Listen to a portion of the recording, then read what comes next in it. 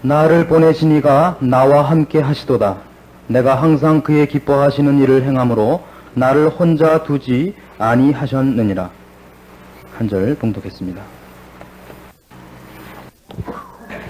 요한복음 8장은 생각보다 참 재미있고 어려운 장입니다. 그 사건을 처음에 이 가늠하다 현장에 잡힌 사건으로 놓고서 출발시키는 것을 염두에 꼭 두셔야 됩니다. 물어온 쪽은 현장범이니까 죽여야 됐느냐 하는 그 율법을 들고 덤볐습니다마는, 죽여라 그러면 사랑을 선포한 자로서의 자기 올무에 빠질 것이고, 놔줘라 하면 모세의 율법을 어기는 자가 되면 어느 쪽으로 가도 올무에 걸리도록 고소할 조건을 찾기 위해서 갖고 온 사건이었습니다. 예수님께서 이제 이 사건을 놓고 뒤로 풀어나가면서 핵심으로 삼는 것은, 너희들이 죄의 노예라는 것을 제발 좀 확인해라 이겁니다.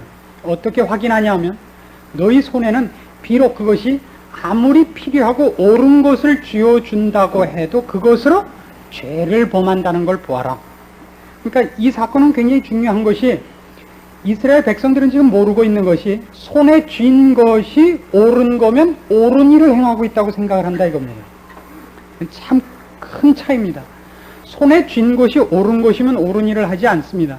즉 머리가 똑똑하면 훌륭하다는 말은 성립되지 않습니다. 그걸 어디다 쓰느냐, 어떻게 쓰느냐의 싸움이죠. 이스라엘 백성의 가장 큰 오해는 그거였습니다. 하나님이 우리에게 율법을 줬을 때는 우리가 남과 다르기 때문에 줬을 것 아니냐. 그러나 예수님께서 이제 꼬집으로 오시는 것은, 율법은 지키라고 준 것이지 받은 것을 액자에 넣어놓고 길이 보존하라는 것은 아니다. 오늘날도 이 싸움은 그대로 적용이 되어서 신앙생활에서 가장 큰 오해와 착각, 그리고 도무지 말을 해도 못 알아먹는 게 그겁니다.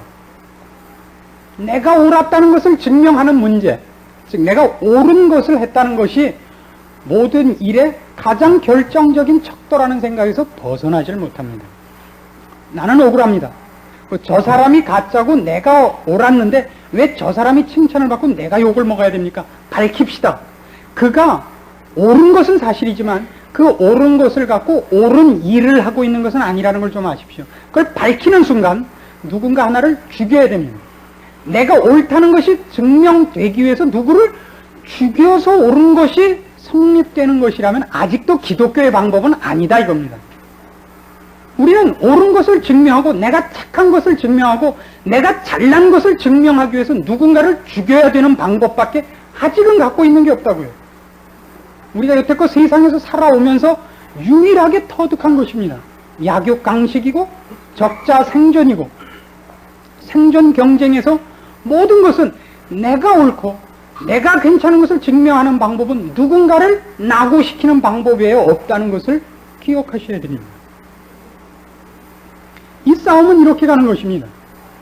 예수님께서 이 싸움을 왜 자유로 끌고 가셨는가 하는 문제에 대해서 지난 시간에 그토록 오랫동안 집요하게 추적을 했던 것을 다시 한번 생각해 주시기 바랍니다. 우리는 예수를 믿는 것이 속박당한다는 생각을 그렇게 쉽게 합니다. 그리고 죄를 저지르는 것이 자유라고 생각을 하지만 성경은 반대로 얘기를 합니다. 죄를 짓는 것은 죄의 노예이기 때문이고, 우리가 성경에서 자유라는 단어를 쓰는 것은 거기서부터의 탈출하는 겁니다. 죄가 더 이상 우리를 주관치 못하는 자리로 가는 겁니다. 우리는 자유케 되어 드디어 진심으로 하나님을 위하여 나를 봉사시킬 수 있게 됩니다.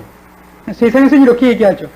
하나님께 봉사하고 하나님 앞에 순종하는 것이 노예고, 거기서부터 탈출해서 마음껏 죄를 져라 이겁니다. 우리한테는 여기에는 정당한 판별 근거가 없습니다. 우리는 본능적으로 죄에 익숙한 사람들이고 원래 죄인으로 태어나기 때문에 죄 쪽으로 가 있는 것이 자연스럽고, 죄를 안 짓는 것이 훨씬 억지스럽고 어렵습니다. 하고 싶은 대로 하라 그러면 어떻게 합니까? 죄를 짓지요. 이 죄 문제를 따지면서 저는 몇 가지 좀 터붓이 되어 있는 문제를 좀 건드려야만 되겠습니다. 이 지금부터 드리는 말씀은 좀 잘 생각하셔서 스스로 생각하시기를, 자신의 머리큐가 세 자리긴 세 자리지만 중간에 소수점이 찍혔다고 생각하시면 그저 그냥 듣고 잊어주십시오. 이제부터 참 어려워서 그래요. 제가 예전에 제사 문제도 한번 했더니 박 목사는 제사 지내도 된대더라. 그냥 이렇게만 가 있거든요. 또 언젠가는 그 고린도전서 하다가 술 마실 수 있죠? 그랬더니 야호 다음 당에는 술집에서 모이자. 참 냉수도 못 마신다고 어른들이 설파했죠 이미. 오늘 이 얘기도 참 어렵습니다만은 이걸 놔두고 나가서는 아무것도 되질 않습니다. 그래서 오늘도 건드리고 지나가려고 합니다. 제일 우리한테 어려운 이 신앙 문제에서의 무엇이 옳고 그르냐 하는 데서 오해되고 있는 대표적인 사건이 뭐냐면 술 문제입니다. 술을 마시는 것이 죄입니까 아닙니까? 참 복잡합니다. 어떤 사람에겐 죄고 어떤 사람에게는 아닙니다. 집사 이상이 마시면 아니고 평신도가 마시면 죄입니다. 그러니까 다음 해에는 백을 써서라도 집사가 되십시오.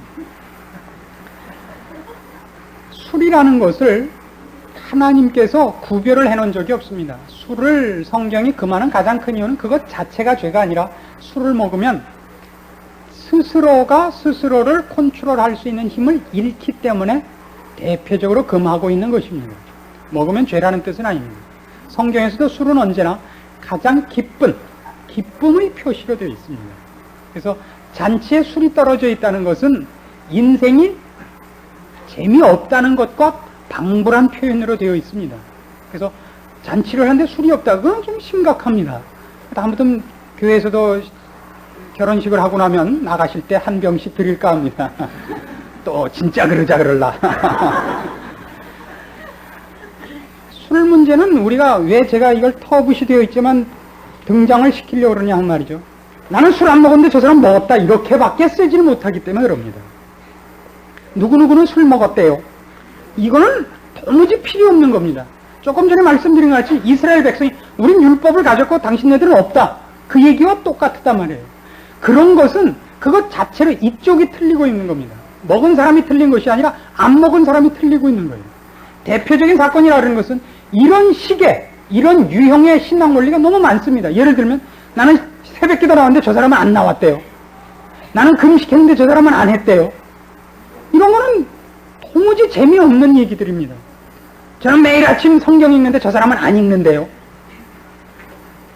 그런 것은 율법을 들고 결국 그 율법으로 상대방을 죽인 것밖에 안 된다고요. 오늘 요한복음 8장에 하고 싶은 얘기의 핵심이 되는 모세는 죽이라 그랬는데 당신은 어떻게 하겠습니까? 밖에 안 된다고요. 그걸 동원해서 결국 누구한테 칼을 겨누고 있는가 보세요. 하나님께 겨누고 있다는 사실을 아십니까? 우리가 얼마나 많은 신앙을 자기를 증명하기 위해서라면 하나님께도 칼을 들고 들어가는 이상한 사람들인가라는 것을 확인해 보신 적이 있습니까? 아니 목사님 다른 건 다 그만두고 여기서 누가 옳았습니까? 아니 누가 옳았어요? 아니 글쎄 하여튼 누가 옳았어요? 그것만 얘기해 주세요.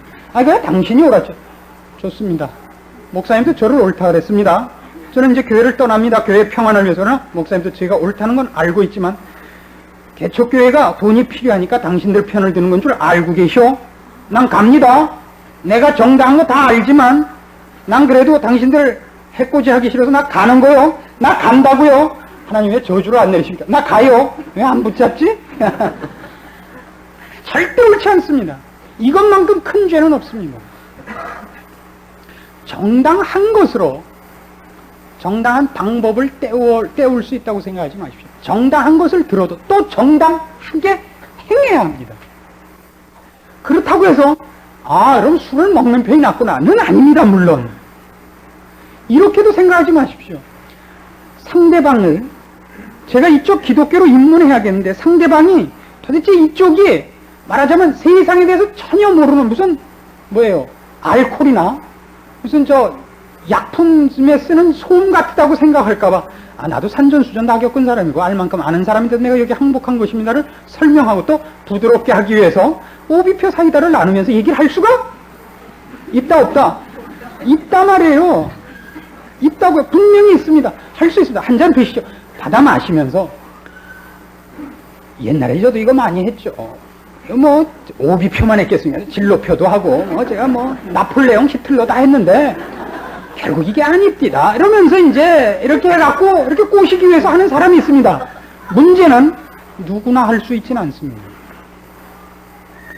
그런 방법은 안 쓰는 게 좋습니다. 왜냐하면 하다 보면 내가 꼬시려고 들어갔는데 까꾸로 물려 들어가니까 이건 아무나 쓸 수 있는 건 아닙니다.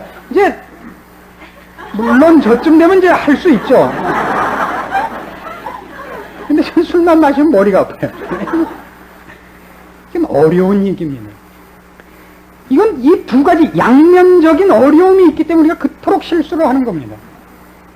어떤 부분들은 우리가 발을 안 담그는 게 좋은 게 있다고요. 우리가 실력이 없기 때문에. 물 밖에서 장대를 넣어서 꺼내야 되는 때가 있습니다. 수영 실력이 어지간하지 않으면 들어가서 꺼내지 못합니다. 둘 다 물귀신데요. 자기 하나는 너끈히 살아날 수 있는 수영 실력이 있어도 사람을 하나 붙잡고 나온다는 것은 어렵습니다. 둘이 들어가도 못 꺼냅니다. 밖에서 장대를 넣는 게 제일 좋습니다. 그러나 장대가 없는 때가 있다 이겁니다. 장대도 없고 아무것도 없어요. 그럼 할 수 없어요. 들어가서 꺼내는 수밖에. 아무나는 아니다 말이에요. 물에 빠지는 사람 어떻게 보고만 있겠냐고 들어가면 무슨 뭐 낙화암의 삼천궁녀예요? 죽는 게 능사는 아니라고요. 실력을 알아야 됩니다. 자기 실력을. 아무나 할 수 있는 것 아닙니다. 그러나 바로 이런 얘기들이 우리한테는 범벅이 돼가지고 실제로 신앙생활에 정당한 길을 흐리게 하고 있다는 데에서 놀라야 됩니다. 우리는 지금 대부분 우리 교회 구성요원들은 그렇습니다. 어디선가 상처받고 온 사람들이 상당수 있다는 걸 알게 되었습니다. 여러분들이 상처받아서 어떤 부분에 대해서 이렇게 반발작용을 갖고 있어서 제가 특히 그 반발작용을 갖고 있는 데 대해서 아주 소름 끼치게 좋아하는 사람들이 있습니다. 이 둘 다 사실은 좀 문제 있는 겁니다. 이거는 확실히 짚고 넘어가야 되는 거라고 했습니다. 저도 목사로서는 아직 덜 된 사람입니다. 반발이 있죠. 나는 이렇게는 안 한다. 이건 있지만 그러면 목사 닮냐 그러면 아니지요. 그건 제가 알아요. 무슨 얼굴이 목사답게 합니까? 무슨 말을 살살 합니까? 목사답지 않다는 거랍니다. 그러나 지금 시대적으로 말하면 반발적 요소가 필요한 때 있는 것도 사실입니다. 우린 전부 그래서 어쩌면 모였을지도 모릅니다. 그게 서로 좋아서. 그러나 그것이 시원하지만 양식은 아닙니다. 오비표 사이다나 칠성표 사이다나 마시면 시원하지만 그것이 양식은 아닙니다. 우리가 명심해야 됩니다. 그러니까 제가 이 정도 알고 있다 이런 뜻입니다. 뭐 딴 얘기가 아니라 그러니까 생각보다 괜찮은 사람일지도 모른다는 것을 살짝 맛을 보이고 이제 우리가 그걸 돌아서야 됩니다. 그러나 그런 반발이 우리를 하여금 정당한 항복과 진지한 모습들을 뺏어가고 있다는 사실도 알아야 된다 이겁니다. 그렇죠? 우리 그 자세들은 어떤 의미에서 놓치고 있는 사람들이 많습니다. 왜요? 그건 저쪽 동네에서 다 해버렸거든요. 그쪽 동네 가면 가브리엘도 있고 미가엘도 있고 예수님도 있고 예수님 동생도 있고 다 있는데 아닌 줄 알거든요. 아닌데 그러고 있으니까 분장실에 예수님 분장용 다 하고 남은 건 사탄 거밖에 안 남았잖아요. 사탄과 그의 휘하. 그래서 우리는 원치 않지만 선택의 여지 없이 다 마귀탈을 쓴 거예요. 너희끼리 다 헤쳐먹어라. 쌍시읒하고 다 나와가지고 우리는 지금 다 마귀예요. 그런 의미에서 진심은 그렇지 않지만 아닌 것들이 그 탈을 쓰고서 인척하니까 우리는 저쪽에 위선을 하니까 우리는 위악을 하게 됐다고요. 그래서 무슨 문제가 생겼다고요? 술 안 먹고 재는 게 꼴 보기 싫어서 사실은 좋아하지 않는 술 먹고 널브러져 있는 모습이 됐다고요. 죄란 무섭습니다. 왜 무서우냐고요? 전공법만 쓰는 것이 아니라 제갈공명같이 매복도 하고 뒤로도 치고 온갖 계략을 다 동원해서 우리를 하나님으로부터 떨궈내고 무너지게 만드는 방법이라면 무엇이든지 동원하기 때문에 어렵습니다. 그래서 오늘 이 자유라는 문제에서 우리가 분명히 확인해야 될 것은 지금 이스라엘 백성들이 예수님 앞에서 실수하고 있는 것 같이 형식주의, 외식주의, 거짓된 마음들 거기서부터 나는 그러지는 않겠다라고 나온 것이 다가 아니다 이겁니다. 나는 그런 죄는 짓지 않겠다. 위선은 안 하겠다. 그게 전부가 아니라 위선에서 탈출해서 진지함과 아름다움과 경건함과 거룩함에 봉사케 하기 위하여 부름받았다는 것도 놓치지 않아야 된다고요. 그게 뭐냐로 오늘 29절에 있었던 것 같이 하나님이 기뻐하시는 일입니다. 그건 여러 방면에서 필요한 말씀입니다. 죄의 나를 팔아먹지 않는 문제일 뿐만 아니라 오늘 나에게 맡겨진 인생 속에서 하나님 앞에 어떻게 항복해야 되는가 하는 어려운 요구가 포함되어 있습니다. 여러분들은 저랑 상당히 흡사하지 않을까 싶습니다. 제가 여태까지 이 자리를 유지할 수 있었던, 여기까지 버틸 수 있었던 가장 큰 개성 중에 하나가 뭐라 그럴까요? 성깔이 있어서 여태까지 버텨낸 셈입니다. 능구렁이 노릇을 못하고 이렇게 사바사바를 못해서 의악하는 바람에 여기까지 왔어요. 그게 다가 아니라는 것을 우리가 서로 확인을 해야 됩니다. 그게 전부는 아닙니다. 난 이거 안 해! 못해! 그 배달려고 나는 결백해! 나는 회충도 한 마리 없어! 이게 다가 아닙니다. 그거 픽 죽으면 뭐 어떡하자 말이에요. 시체만 하나 더 생기지. 그거 안 하고 정당하게 해야 할 것이 있는 줄 아셔야 됩니다. 정당한 일이 우리 앞에 기다리고 있습니다. 해야 할 일이.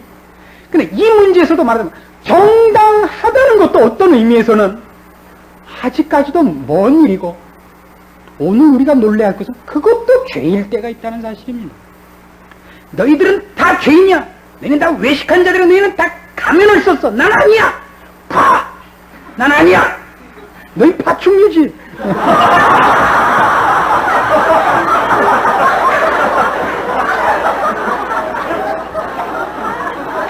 그것까지도 정죄에서 더 이상 한 걸음도 안 나가 있다는 걸 아시겠어요?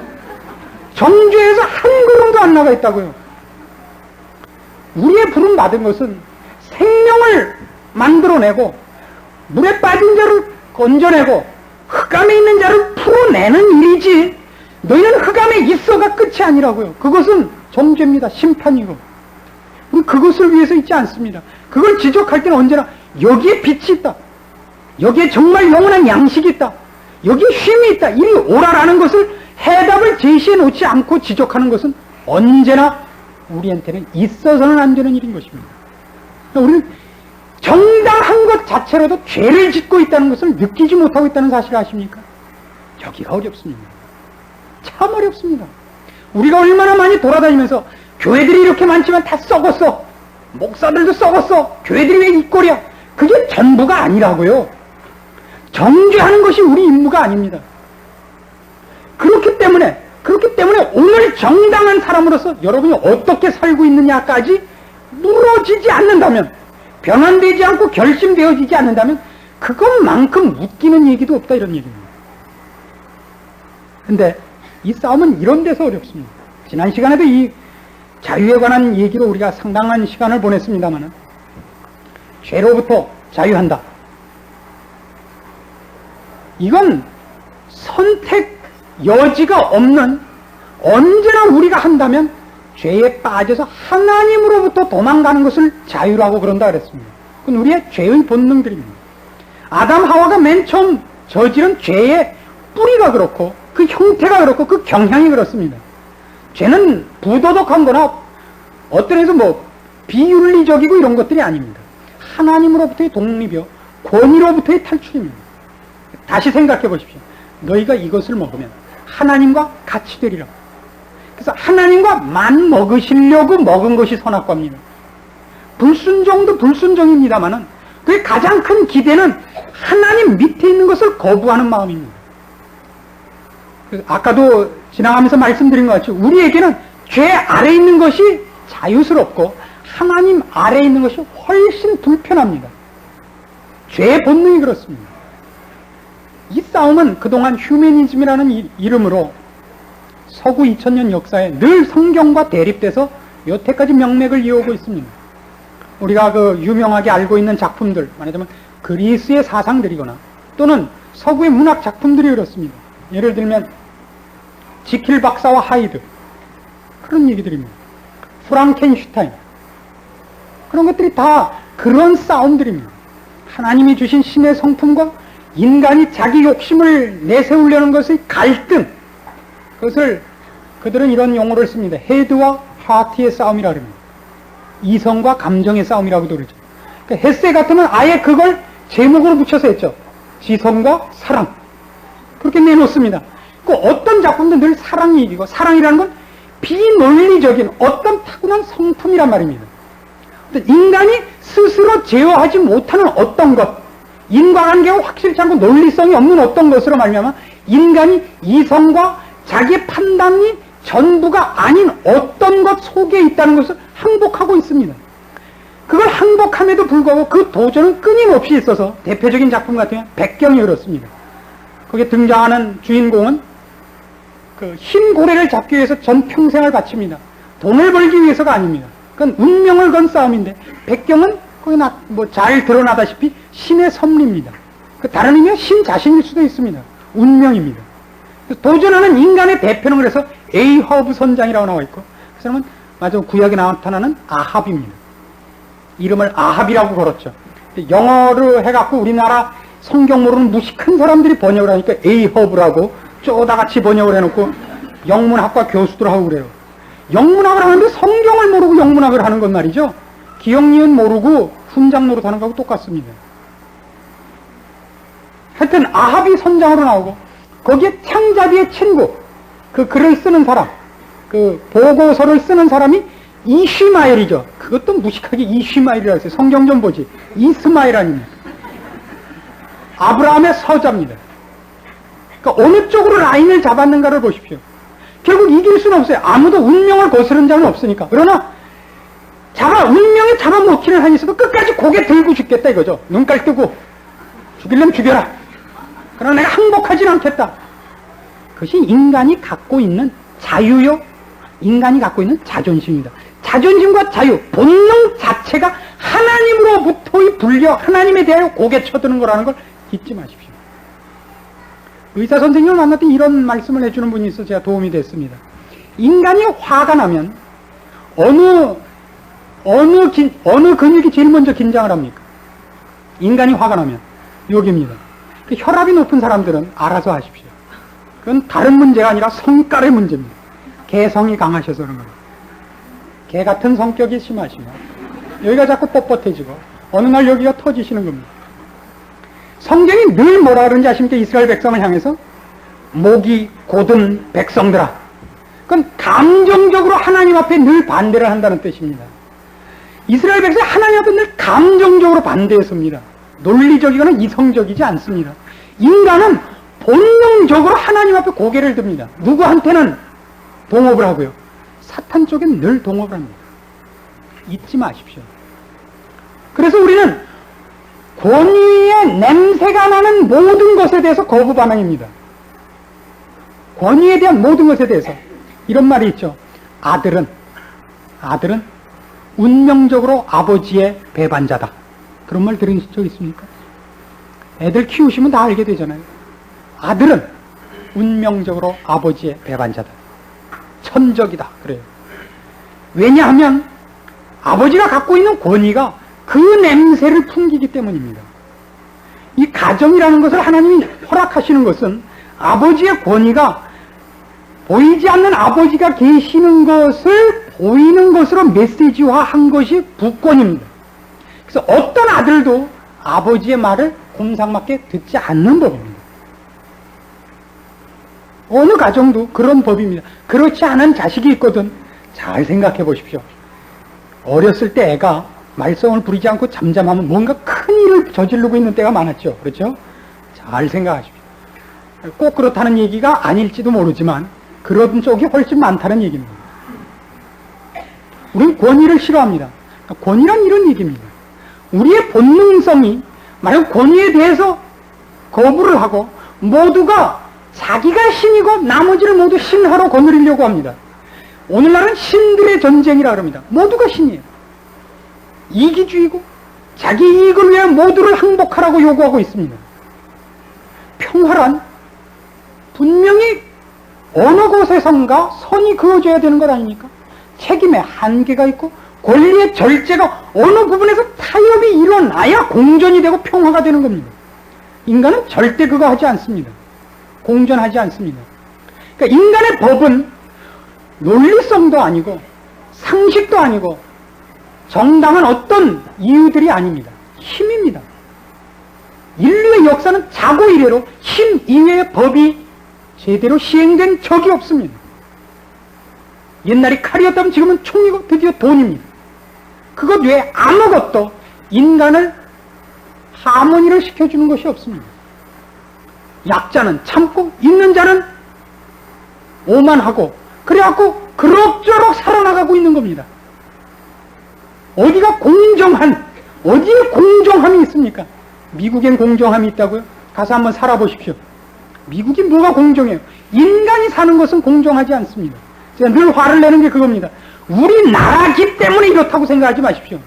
어디나 그렇습니다.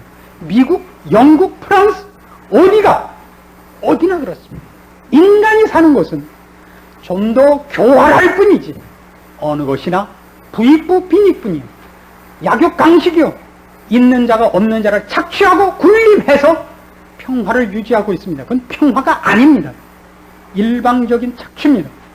그걸 뭘 쪼다같이 우리나라만 그런 것 같이 미국을 봐라 그리고 미국 대사관에 들어가고 제발 좀 그러지 마십시오. 무릎 꿇고 하나님 앞에 기도하십시오. 평화를 달라고가 아니라 여러분 하나가 바뀌셔야 됩니다. 세상이 바뀌지를 원하지 마시고 우리가 모두 죄인들이요, 신들끼리 모여 살기 때문에 이 문제가 있는 줄 제발 좀 확인하십시오.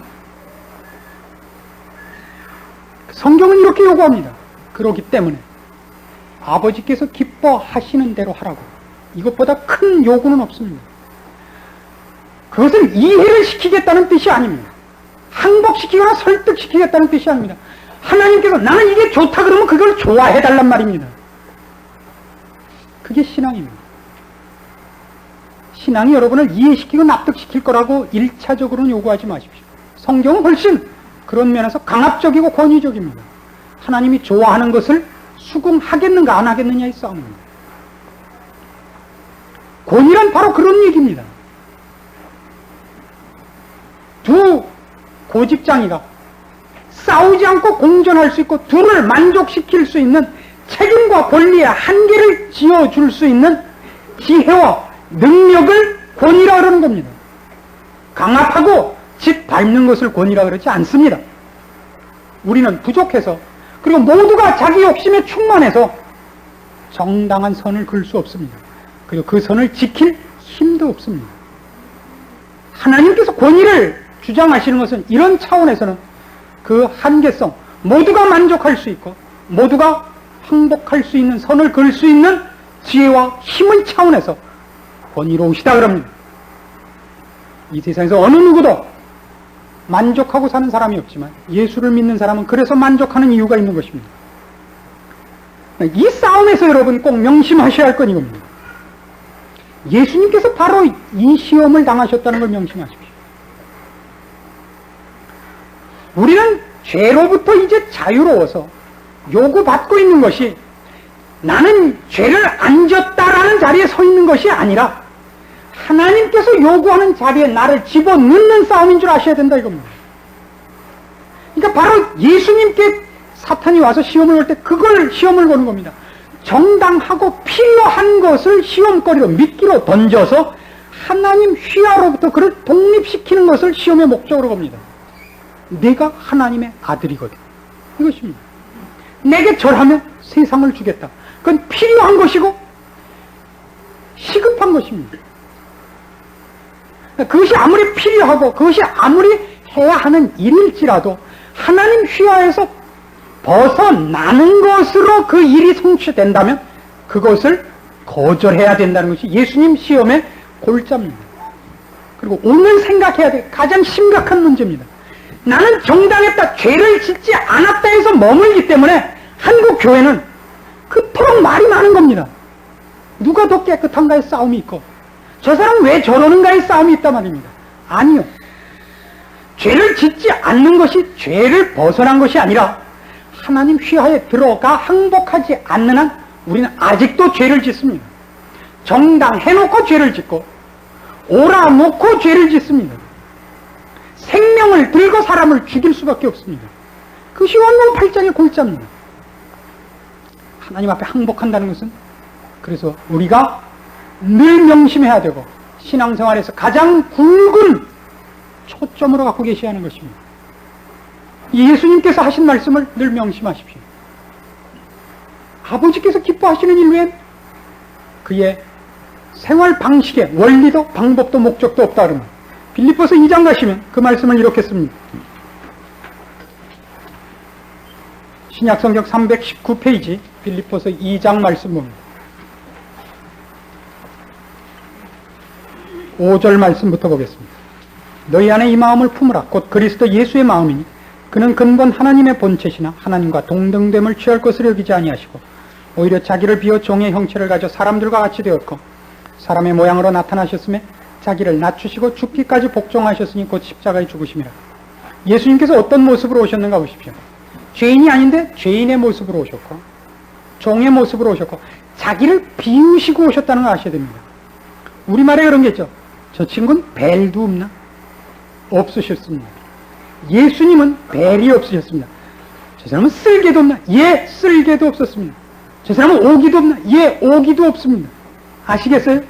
예수를 믿는다는 게 무엇인지? 그의 죽음은 수치스러운 죽음이었다는 걸 명심하십시오. 원래 십자가형이라는 것은 오래도록 고통을 주다 죽이는 것이고 수모를 당하게 하는 형벌입니다. 만일 우리가 십자가에 달리면 우리가 어떨 것 같습니까? 심장이 튀어나가서 죽을 것 같잖아요. 그냥 으아 이렇게 죽을 것 같지 않습니까? 왜 그렇죠? 우리는 언제나 하나님 편이 아니고 내 편이라고요. 예수를 믿는 데 있어서 신자들이 늘 진보하지 못하는, 언제나 번번이 부딪혀서 좌절하고 많은 문턱이 뭐냐? 이겁니다. 창피를 못 당하는 겁니다. 창피를 못 당하는 겁니다. 하나님의 일을 위해서 우리는 창피만 아니라 목숨만 아니라 벨, 쓸개, 피가 되고 콩팥까지 다 내놓으셔야 된다고 그럽니다. 우리는 신앙을 정당한 걸 거라고 너무 쉽게 생각을 했습니다. 난 저러지 않았어. 아니요, 똑같다 그러는 겁니다. 지금 난 저러지 않았어가 아닙니다. 오늘 죽고 있느냐를 묻고 있습니다. 오늘 죽고 있느냐. 내 목숨이 붙어있는 한 사람을 위해 내가 하나를 더 품고 업어주고 밟히고 살아있는 한 내가 누군가의 도움과 필요 때문에 존재할 그런 가치 외에는 추구할 게 없다는 것을 명심해 주십시오.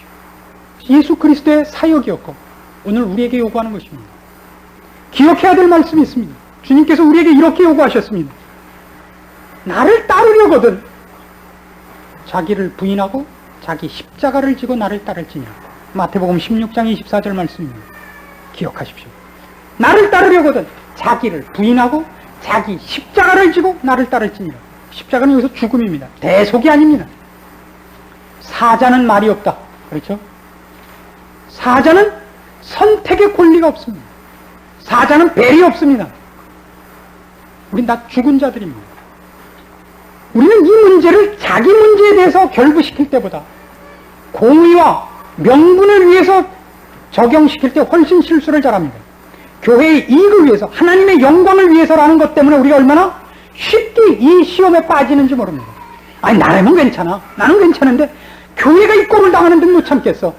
이것만큼 또 우리를 무슨 여러분이 유관순의 후예고 무슨 안중근의 후예인지는 모릅니다만은 성경이 요구하고 있지 않다는 것을 명심하십시오. 이사야 6장을 찾아봅니다.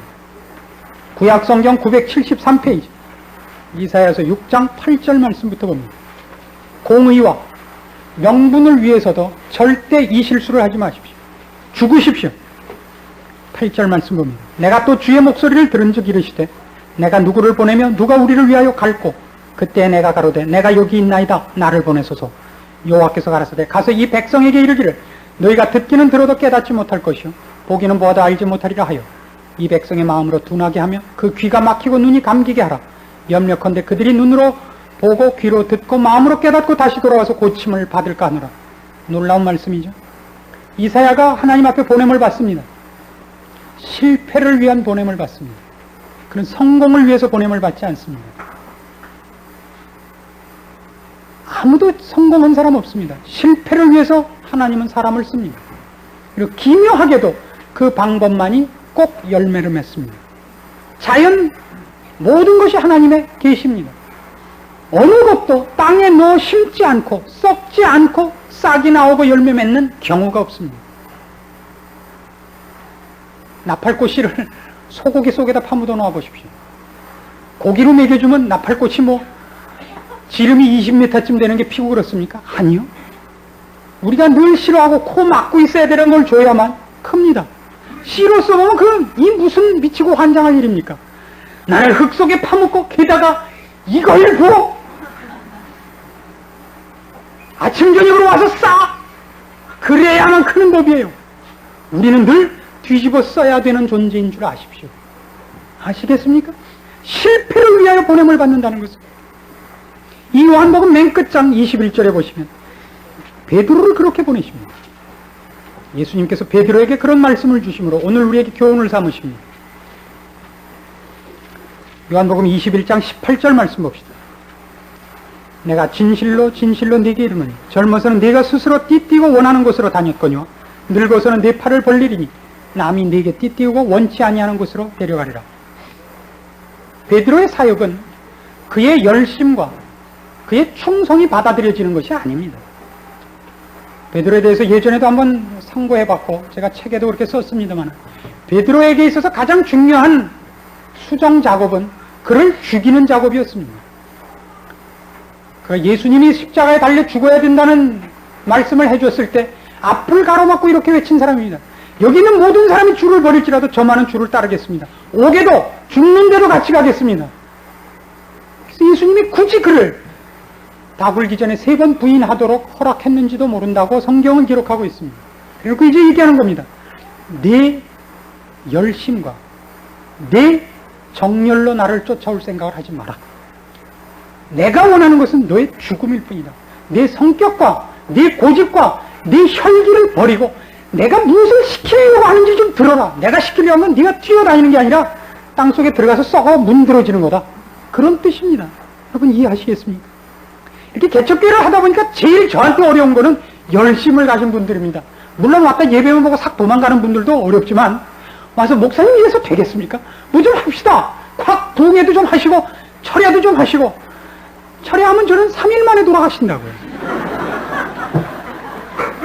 열심은 제가 좋습니다. 그러나 우리에게 중요한 것은 열심이 훨씬 어렵다는 사실입니다. 제발 좀 찬물 좀 뒤집어 쓰시고 좀 가만히 좀 계십시오. 그리고 일어나지 마시고 우선 좀 들으십시오. 하나님이 뭘 좋아하시는지, 하나님 뭘 좋아하시는지, 하나님이 요구하시는 것이 죽는 거라는 걸 좀 제발 좀 기억을 해 주십시오. 저도 죽을게요. 우리 다 같이 죽어서 우리 다 같이 시체가 좀 되기로 하십시다. 하나님이 요구하시는 것입니다. 하나님은 시체에서 꽃을 피우십니다. 그 사사기에 보시면 삼손이 그 메시지를 당합니다. 사자를 죽였는데요. 돌아오다 보니까 거기에 벌이 꿀을 쳤어요. 남을 잡아먹는 것이 죽음으로 인해서만 남에게 줄 양식이 생겼다는 뜻입니다. 삼손은 그의 평생에 그 메시지를 깨닫지 못하고 밤낮 죽이다가만 끝나고 맙니다. 아시겠습니까? 여러분도 삼손일 가능성이 큽니다. 폼나죠? 그러나 그는 실패한 자입니다. 두 눈 뺏기고 마지막에도 기껏 한다는 소리가 하나님 한 번만 더 힘을 주사 이 왼수들과 같이 죽게 하소서. 그게 무슨 믿음의 위인이 끝에 죽을 때 하는 유언이 그래요. 같이 죽겠습니다. 끝에쯤 되면 아버지여 저들을 사하소서. 이쯤 나와야죠. 안 그래요? 그럼 우리는 훨씬 신앙의 스타일이 삼손 쪽으로 굳어 있다고요. 명심하십시오. 죽으십시오. 그분이 기뻐하는 것은 죽음의 길인 것을 제발 좀 명심하셔서 우리 죽읍시다. 죽고 또 죽고 100번 고쳐주고 그때 또 죽고 기도하십시오. 하나님 아버지, 우리의 삶이 우리의 욕심만 못한 것을 인하여 우리가 얼마나 많이 부르짖었습니까? 아버지께서 왜 나에게 힘을 주시지 않고 하나님 앞에 가진 열심을 다 피력할 만큼 힘을 주시지 않는가 외쳤던 적이 한두 번입니까? 그러나 오늘 주의 말씀을 따라 깨닫는 것은 하나님은 우리에게 무엇을 주시려고 원하시는 것이 아니라 우리의 항복을 요구하고 계시다는 사실을 이제 깨닫습니다. 하나님 아버지, 내 손에 무엇을 쥐어달라고 요구하지 말고 내 마음을 주님 앞에 쏟아붓고 무릎 꿇고 고개 숙이도록 힘 주시기를 원합니다. 내가 죽는 자리에서만 꽃이 피고 열매가 맺는 줄 깨닫게 하셨사오니 그 결심을 실천케 하사 주여 우리들 생애에 주의 영광을 보게 하시옵소서. 여기 살아있는 교회가 하나 있게 하옵소서. 우리들의 시체가 거름이 되어 거기 꽃핀 향기를 맡게 하시옵소서. 하나님의 살아계심과 하나님께서 지금도 일하고 계심을 우리의 걸음들을 통하여 열매 맺혀 모든 세상 사람들 앞에 간증하게 하시옵소서. 그 기적과 그 사역을 이 교회와 주의 말씀을 들은 사랑하는 신자들을 통하여 펼치시옵소서. 그 일에 우리가 항복하며 동참하기를 결심하였사오니 축복하시며 간섭하사 우리의 인생을 오직 주의 기쁘심 앞에 무릎 꿇리시고 인도하시옵소서. 예수님의 이름으로 기도합니다. 아멘.